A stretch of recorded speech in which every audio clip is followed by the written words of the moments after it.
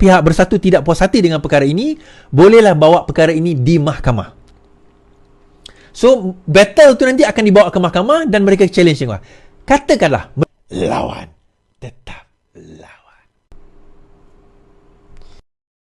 Kita bawa cerita ROS dan juga bersatu. Baik, sebelum kita cerita, kita mengetahui bahawa 6 ahli parlimen bersatu telah menyatakan sokongan dan 1 ahli Dewan Undangan Negeri Bersatu telah menyatakan sokongan kepada kerajaan di Selangor dan juga federal. Disebabkan oleh perkara itu, ada yang mengatakan bahawa telah jatuhlah kira lompat parti Dais. Tak, sewaktu Perikatan Nasional memerintah dan sewaktu dibuat akta lompat parti, mereka telah meninggalkan satu loophole, lubang. Lubangnya adalah sesiapa yang menyatakan sokongan tanpa keluar daripada parti tidak dikira sebagai lompat parti. Bersatu pada masa itu nak gunakan benda itu untuk nak supaya kalau berlaku 50-50 lepas pilihan raya, dia orang sebelah boleh pergi sokong. Tanpa keluar parti tak dikira lompat parti. Rupanya senjata makan tuan, dia orang kena dengan senjata dia orang sendiri. UMNO dah buat satu pindaan perlembagaan, sesiapa yang menyokong orang lain maka dikira sebagai telah keluar parti dan kena bayar berapa ratus juta. So sekarang ini Bersatu pun buat benda yang sama. So dia pergi ke ROS, dia pindah perlembagaan, menyatakan Jabatan Menteri telah meluluskan usul pindaan perlembagaan persatuan, kata Ketua Armada. Sehubungan itu katanya, langkah seterusnya Bersatu ialah mengosongkan 6 kerusi parlimen supaya PRK dapat diadakan. ROS telah luluskan permohonan pindaan perlembagaan Bersatu yang membolehkan kami mengosongkan kerusi 6 ahli parlimen. Langkah seterusnya mengosongkan kursi, katanya. Okay, ini adalah surat tersebut. Kita boleh tengok surat dia. Tak apa, biar dulu.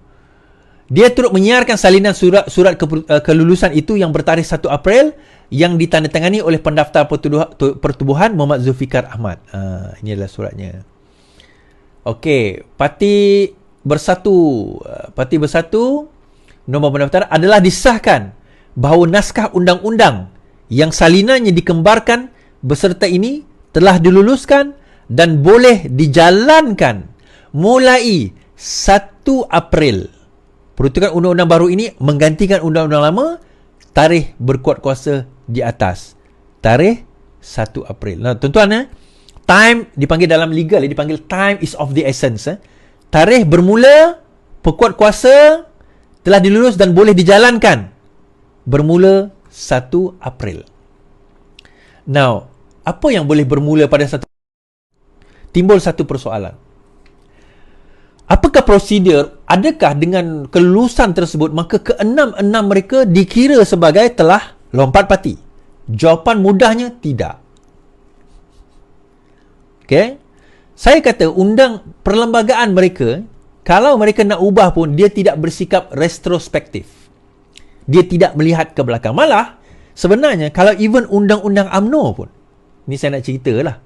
Undang-undang perlembagaan UMNO, katakanlah ada ahli UMNO tiba-tiba menyatakan sokongan kepada siapa-siapalah, Hamzah Zainuddin ke Muhyiddin Yassin ke, pihak lawan. Walaupun dalam perlembagaan dia kata boleh dikira sebagai kosong parti, boleh dicabar di mahkamah. Mereka tidak dikira telah melanggar parti. Kenapa? Telah melanggar akta lompat parti. Kenapa? Sebab ada perlembagaan persekutuan.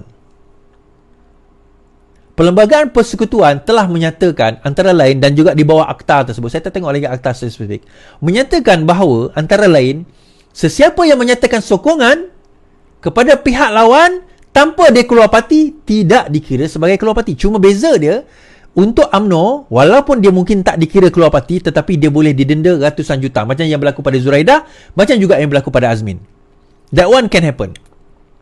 Tetapi dalam Bersatu ini, boleh tak mereka mengosongkan kursi? Okey, tak lagi, belum automatik. Pertama, mereka kena request dengan speaker dulu, Tan Sri Speaker. Mereka kena request dengan Tan Sri Speaker, minta supaya ke-6 ni mengosongkan kursi. Now, Tan Sri Speaker boleh mempunyai kuasa untuk menyatakan, ya, kosong kursi, atau Tan Sri Speaker kata, tidak. Tan Sri Speaker dia ada dua pilihan. Dia boleh kata, saya beranggapan menurut undang-undang bahawa mereka tidak dikira telah lompat parti, dan sekiranya perkara ini tidak dipuas hati, pihak bersatu tidak puas hati dengan perkara ini, bolehlah bawa perkara ini di mahkamah. So battle tu nanti akan dibawa ke mahkamah dan mereka challenge tengok. Katakanlah mereka ke 6-6 ni, katakanlah 6-6 ni pun, katakanlah speaker kata, itu langkah kalau speaker kata tidak jatuh, terpulang kepada bersatu nak bawa mahkamah, bawalah ke mahkamah. Tetapi katakanlah speaker kata ya kira jatuh, maka ke 6-6 mereka ini mempunyai hak membawa bersatu, mengheret bersatu ke mahkamah dan menyatakan bahawa perlembagaan itu sah bermula 1 April. Sebelum 1 April dia tidak dikira sebagai sah. Itu boleh dilakukan. Dan dalam proses-proses mungkin ambil masa setahun, 2 tahun, mungkin 4 tahun, 5 tahun, kita tak tahu. PRK, PRU pun berlangsung. Tapi poinnya tuan-tuan, dia tidak semudah itu. Dan sewenang-wenangnya ubah ROS, lepas tu ingat kita boleh pecat orang sesuka hati. Dikira lompat parti dan kosongkan kerusi. Kenapa? Sebab ROS melibatkan pertubuhan. Pilihan raya melibatkan pilihan rakyat, rakyat punya pemilihan rakyat yang melibatkan undang-undang negara, perlembagaan negara. Dia dua benda yang berbeza. Bersatu, undang-undang tubuh bersatu sebagai satu persatuan. Tetapi perlembagaan dan undang-undang negara itu di dalam pilihan raya adalah melibatkan negara. Dan apa saja keputusan yang melibatkan 6 orang ini nanti, kalau diputuskan, maka dia akan jadi duluan presiden kepada siapa-siapa lepas ni. Siapa-siapa lepas ni boleh menjadi presiden, boleh menjadi duluan. Sebab itu saya kata dulu, kalau nak lompat awal. Nasib baik yang apa orang kata, Adun Selangor tu dengar cakap saya kan, dia lompat awal kan. So kemungkinan besar tak dikira sebagai gugur. Sebab kita baca tadi kan, berkuat kuasa 1 April. So the word berkuat kuasa 1 April itu bermula dan boleh dijalankan. Okay, saya tunjuk lagi tuan-tuan. Boleh dijalankan bermula 1 April.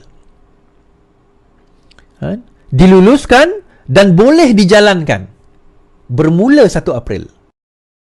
So kalau dia retrospektif, dia akan tulis kat situ boleh dimulakan dan dijalankan daripada kira awal tarikh. Ataupun tak payah tulis 1 April, diluluskan, itu saja.